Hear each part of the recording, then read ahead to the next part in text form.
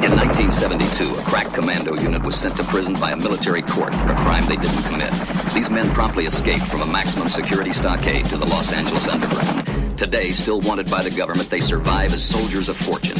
If you have a problem, if no one else can help, and if you can find them, maybe you can hire the A-Team.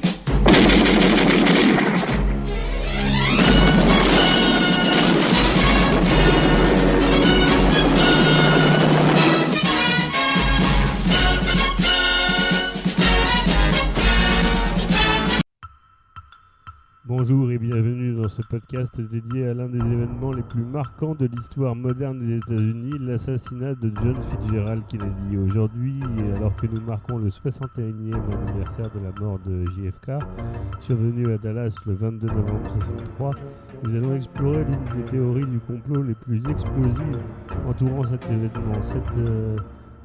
Événement liant son assassinat à son opposition au programme nucléaire israélien. Cette théorie, récemment remise en lumière par la députée républicaine Marjorie Taylor Greene, nous invite à plonger dans les zones d'ombre de la politique et des relations internationales à l'époque. Nous verrons également comment cette théorie s'inscrit dans le phénomène plus large des croyances hypothétiques. Le programme nucléaire israélien et l'opposition de Kennedy. Aborder la question de l'assassinat de Kennedy dans un podcast, c'est à coup sûr plonger dans un marigot complètement insondable et impénétrable. Parce que tout est possible. Les sources que nous avons pu lire décrivent les causes psychologiques et sociales des théories du complot, expliquant comment Internet amplifie ces croyances et détaillant les biais cognitifs et facteurs de personnalité qui les favorisent. Elles abordent également les conséquences néfastes du conspirationnisme, telles que la méfiance envers les institutions et la radicalisation. De plus, les textes présentent des exemples concrets de la théorie du complot, y compris celle entourant l'assassinat de John Fitzgerald Kennedy et les allégations attribuées à la femme politique américaine Marjorie Taylor Greene, illustrant la persistance de ces récits malgré les démentis officiels. Est-ce que la mafia juive, des mafieux juifs en particulier, se seraient vengés de JFK ? C'est possible. Les Kennedy, père et grand-père, ont fait fortune dans la contrebande d'alcool. C'était des catholiques irlandais, un peu nationalistes d'ailleurs, assez proches de l'IRA, et des voyous. La dynastie Kennedy a été créée par des voyous. Et donc, il est tout à fait possible que justement, en tant que mafia irlandaise catholique, eh bien, d'autres mafias, qu'elles soient italiennes, juives ou autres, n'aient pas été d'accord, sachant que JFK est un mythe totalement créé de toutes pièces. JFK était un idiot, drogué, qui avait la trique du matin au soir. C'était uniquement ça. On dit, formidable, JFK, non. JFK Junior vaut rien, et JFK Senior valait rien. Parce que c'était un type qui prenait énormément de drogue pour pouvoir atténuer ses douleurs au dos, parce qu'il avait une terrible maladie de la colonne vertébrale. Et en plus qu'il était déjà pas très intelligent au départ, la drogue ne l'a pas aidé, ça le faisait être extrêmement nerveux, colérique et extrêmement excité sexuellement. Il est bien connu que les drogues, certaines drogues, parce que d'autres au contraire ne permettent pas d'avoir d'activité sexuelle, mais d'autres drogues au contraire font avoir le bâton du matin au soir. Et c'était le cas de JFK. Grand malheur a pu arriver à Marilyn Monroe de constater que JFK était un pauvre type en fait. D'ailleurs, dans le frère, Robert Kennedy a voulu jouer au justicier masqué, notamment en s'en prenant au crime organisé, alors que sa fortune à lui venait de son père et de son grand-père qui étaient du crime organisé. Alors, vous pourrez me dire, on n'est pas responsable des fautes de ses ancêtres. Oui. Mais quand on profite pleinement du bienfait, des méfaits de ses ancêtres, eh bien, on se fait peut-être un peu plus discret.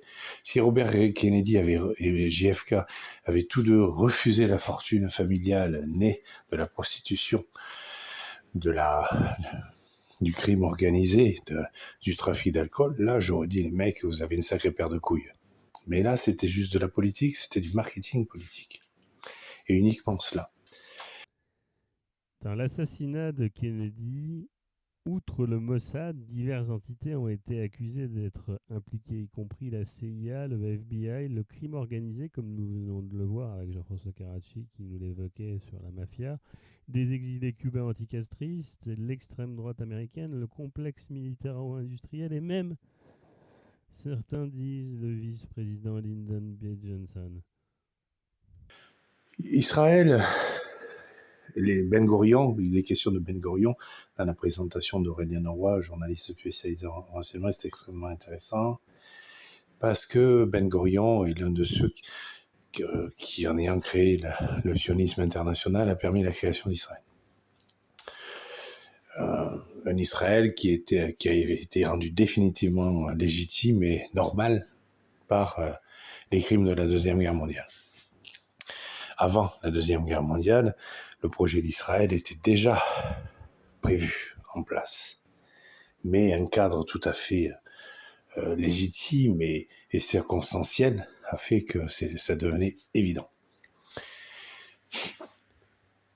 En renseignement, l'une des façons de vérifier si quelque chose est vrai ou de comprendre une situation, c'est d'aller demander aux copains.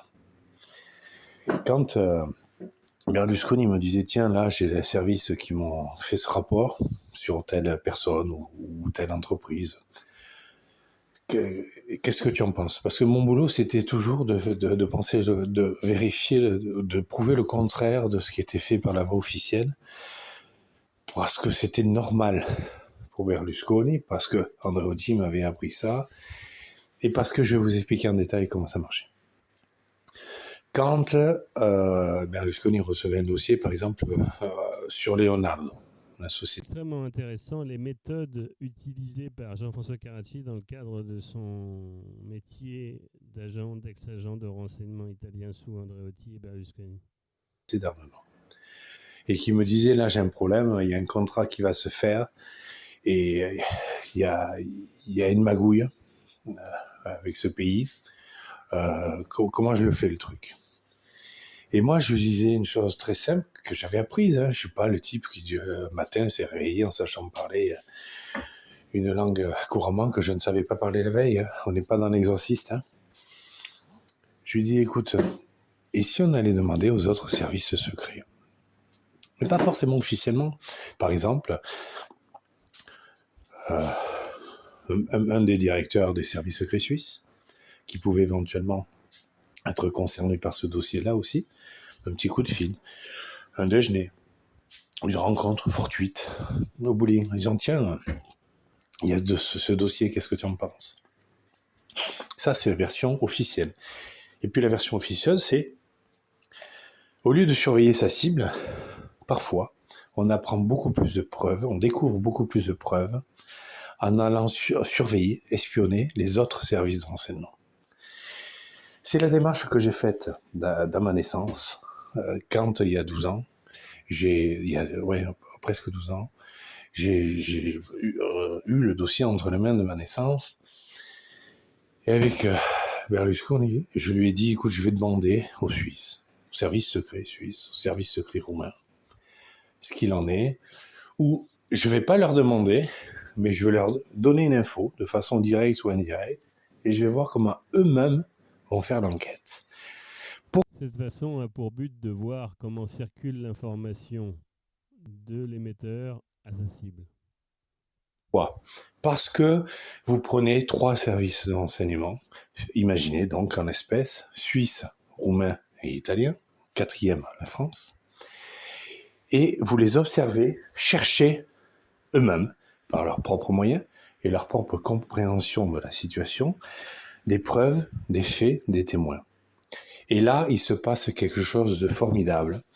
Un peu comme si vous mettiez dans un labyrinthe un morceau de fromage au milieu et que vous mettez 4 souris aux 4 au même niveau, au même départ du labyrinthe, et bien les 4 souris vont aller dans 4 directions différentes pour au final, au moins 3 sur 4, trouver le fromage. Mais différemment.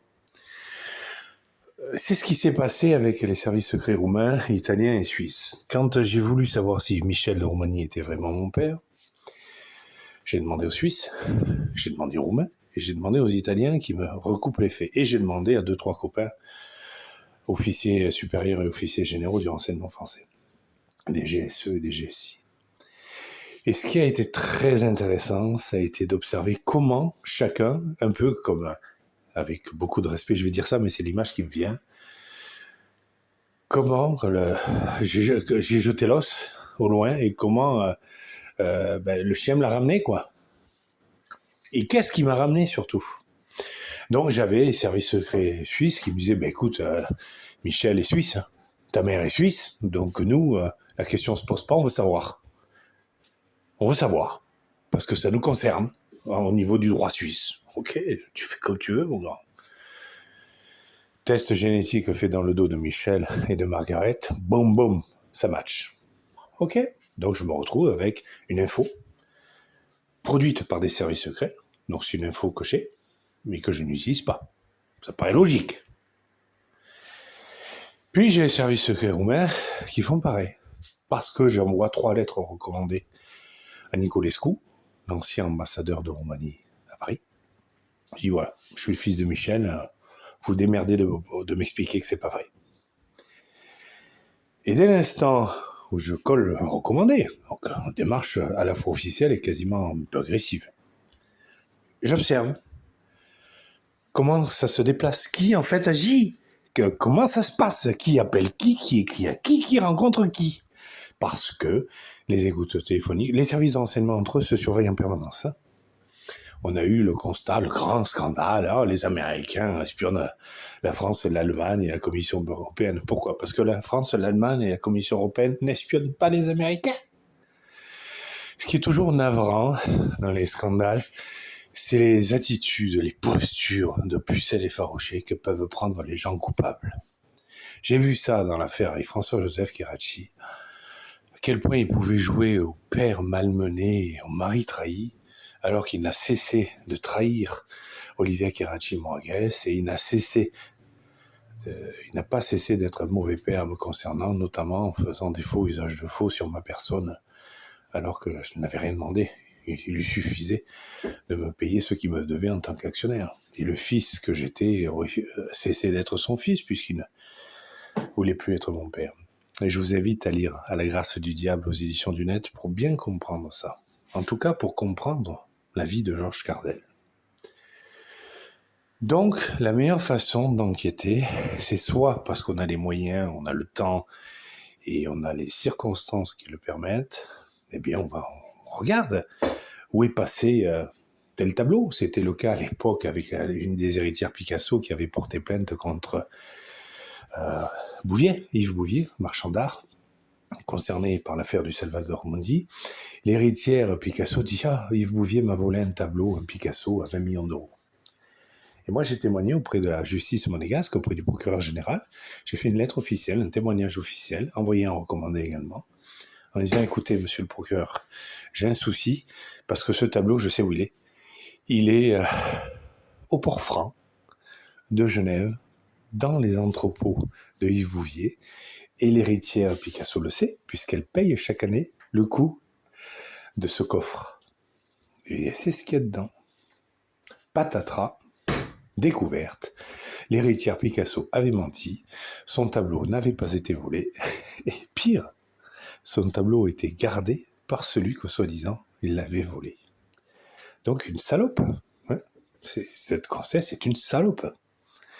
Et c'est ça qui est intéressant, c'est que, pour l'avoir constaté, moi, dans mes propres affaires, c'est que c'est parce que j'ai compris, et j'ai vécu, j'ai constaté, je me suis confronté au service secret italien, par exemple, durant mon enfance, que j'ai compris qu'on pouvait être actionnaire d'une entreprise sans savoir qu'on était actionnaire, parce que c'est ça le départ de la SCI Karachi, je vous l'ai déjà expliqué, c'est un fait incontestable. Papers, Société.com, Infogreffe, SCI Karachi, François-Joseph Karachi, Sandrine Bignoli Karachi. Et il y a un historique de faits. Et après, pour aller derrière ces faits, bien, il suffit de regarder ce que font les services de police ou de renseignement ou judiciaire. Ils regardent les comptes en banque des uns, les textos des autres. Et on a comme un oignon la première enveloppe qui présente des choses, et puis les sous-couches et les ressous-couches qui en présentent d'autres. C'est ça le monde du renseignement. C'est juste savoir qu'il y a toujours au moins 4 dimensions à un fait. Par exemple, l'effet de moi, c'est quoi ? J'apprends, je découvre, malgré moi, que je suis le fils de Michel. Okay. Première enveloppe de l'oignon. Deuxième enveloppe de l'oignon, je découvre, grâce à des amis de services secrets à droite à gauche, que génétiquement, cette histoire est vraie. C'est un fait. Deuxième couche. Troisième couche de l'oignon, je me rends compte que tout correspond. La personnalité de Michel de Roumanie, la personnalité de Margaret, les faits, les dates, les rumeurs, les secrets de famille. Quatrième couche de l'oignon, j'apprends que les services secrets roumains étaient totalement au courant. Et que Ceausescu n'avait pas fait tuer Michel, qui n'était pas une menace pour lui en tant que roi de Roumanie en exil, parce que Ceausescu pouvait à tout un instant détruire, juridiquement, politiquement et socialement, Michel de Roumanie, qui était un peu trop proche de ses filles. Eh bien, l'histoire Kennedy, c'est pareil. Vous avez l'assassinat, très spectaculaire, d'un type qui ne valait rien.